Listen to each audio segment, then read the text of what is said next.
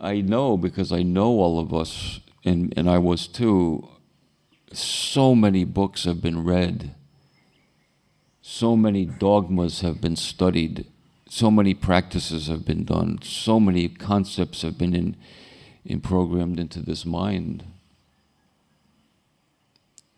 What am I prior to all of that? What am I before I know any of that stuff? Is any of that stuff, even the most erudite or the most high-level spirituality in philosophy, is any of it not only needed for freedom, isn't most of it is a complete hindrance to freedom, actually? Not a single word of any spiritual philosophy is needed for freedom. Nothing. Not a single word of it.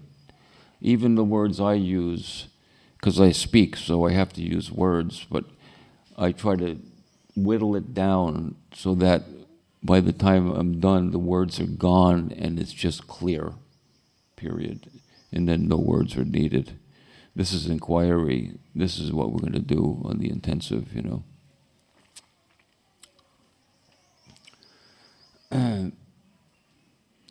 There is no reason at all why everyone here cannot be as free as the next person here. I'm no higher or lower than anyone here. I'm not no special guru or teacher or anything like that. I haven't attained anything that anyone else is not also already, by the way, not attaining. Nothing like that at all is going on. Even though we've all been taught by all of our religions, Christian religion and Hindu religion and Buddhist religion, that it ain't for you, it's only for Jesus, Ramana, and the Buddha, that horseshit has to go.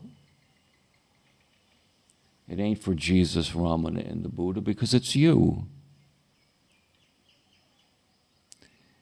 And that's the only reason I do this, and that's the only thing I want to impart. Freedom is for you. Have it. Have it. And the way that happens is in two very broad ways. I always start with the positive way. Yes, I am. The way of affirming myself, freedom. But then we're also going to see the neti, what I am not, what I'm not, what I'm not, what I'm not, what I'm not. So it's to see what I am and to see what I'm not. And that's inquiry. And when that's clearly seen, your path is finished. You're just living freedom. An ordinary human being. Ups and downs come and go. It's not what we think. It's not a new state or something like that. We're not entering a new state. We're coming to know the right and true perspective and place of everything, that's all. And what what this mind is, what this so-called ego is, and what I am prior to all of that.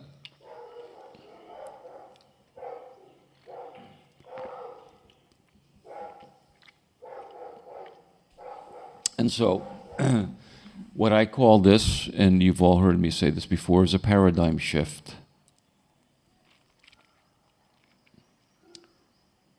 An actual paradigm shift. You actually start living in a different way. Which is, and I don't like to be hyperbolic or grandiose, but less as the limited, conceptually constricted I, and more as just the free, all-inclusive, unborn, prior to all of it, I. That's I. This is I.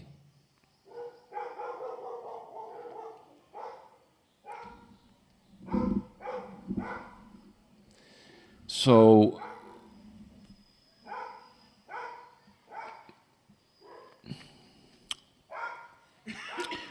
what we take ourselves to be when we say I, the personal I, this is the personal I, me, Sal, my story, my history, that's the personal I. Well, we're going to start living from the real personal I, because there's only one I. There isn't a big I and a small I.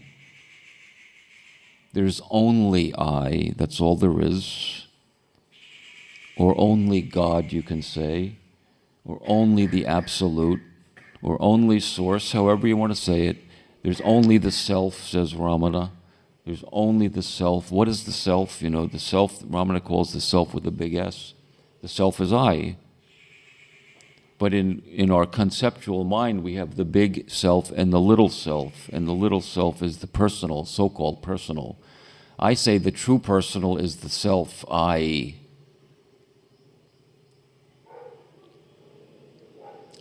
And there is no small I. There's only I, knowing myself unlimited, eternal, or I going into a coma and believing myself to be limited. It's the same I. It's not two I's. I get hypnotized by the movements of mind. And when I say mind, I mean everything, because everything is mind. The world is mind. All experience is mind. The tree is mind. Everything is your mind. So I, which is the personal, the only I, become hypnotized or go into a coma of so-called limited personal I. That's all that's happening.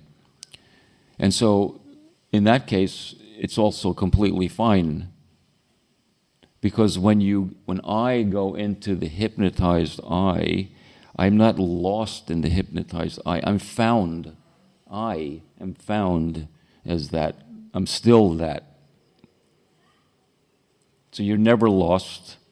And so fine, even after you're fully awakened or whatever concept we have, fully enlightened, levitating beings, like we're all going to be levitating, by the way. If you can't levitate, you don't get your certificate. Even when your path is finished and you have no doubt, you're doubtless, freedom, still mind comes and you get, sometimes you're in the mind, big fucking deal. Nothing matters like that. I don't judge this. We have, oh no, Sal, I was lost in thoughts for an hour. No, you were found as thoughts for an hour. Big deal. Oh no, Sal, I forgot for an hour that there's no Santa Claus. Okay, so you forgot that there's no Santa Claus. Does that change the fact that there's no Santa Claus? No. It's still no Santa Claus. So if you're lost in thoughts for an hour, does it change the fact that you're free? No. It doesn't. For a moment, some momentary misidentification came. No problem. I want this to be easy. There's no pressure. There's nothing to kill. There's nothing to transcend. You're fine. There's nothing to judge. You're fine. Everybody's fine. A little too much blabbing in the morning for me, but that's just a preference.